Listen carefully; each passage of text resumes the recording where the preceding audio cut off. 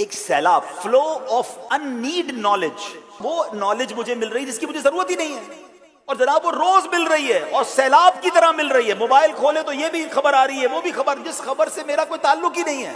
اس کو کہتے ہیں پاپ کارن برین. وہ آپ نے دیکھا ہوگا اگر آپ وہ بنائے تو وہ اچھل اچھل کر پک رہے ہوتے ہیں اور اچھل رہے ہوتے ہیں نا، ہنڈیا میں بھی آوازیں کر رہے ہوتے ہیں.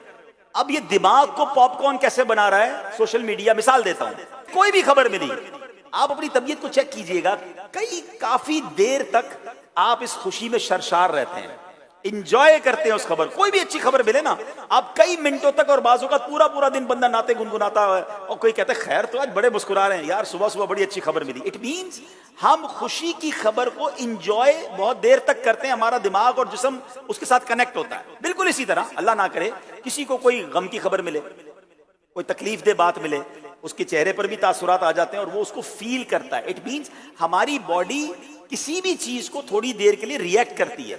سوشل میڈیا پتہ ہی کیا ہے، آپ نے موبائل کھولا اور آپ کے سامنے کوئی ایسی ویڈیو یا ایسی تحریر ہے جس پہ آپ مسکرا رہے ہیں، ٹھیک ہے، آپ نے تھوڑی دیر کے لیے، اگلے سیکنڈ آپ نے اوپر کیا تو کوئی ایسی خبر آئی جس میں آپ رنجیدہ ہو گئے، کوئی ایکسیڈنٹ کی ویڈیو ہے.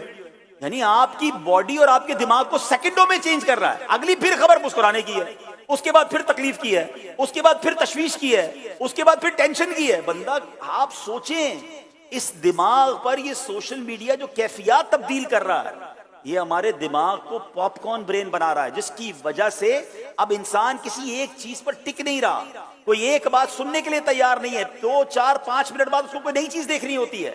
وہ کسی اجتماع میں، کسی محفل میں، دوستوں کی مجلس میں، کسی میٹنگ میں اس کو چین نہیں آ رہا، کیونکہ اس کو ہر تھوڑی دیر بعد کچھ اور سننا ہے، کچھ اور دیکھنا ہے. نہ مطالعے میں دل لگ رہا ہے، نہ اسکول میں کامیاب ہو رہے ہیں، نہ کالج میں کامیاب ہو رہے ہیں، نہ دنیاوی اسٹڈیز میں کامیاب ہو رہے ہیں، نہ اپنی جاب میں کامیاب ہو رہے ہیں، اپنی فیملی میں منتشر المزاجی ہو گئی ہے.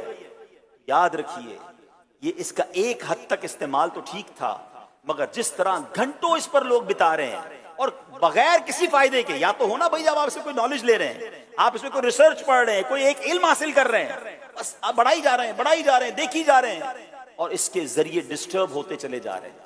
یہ مطلب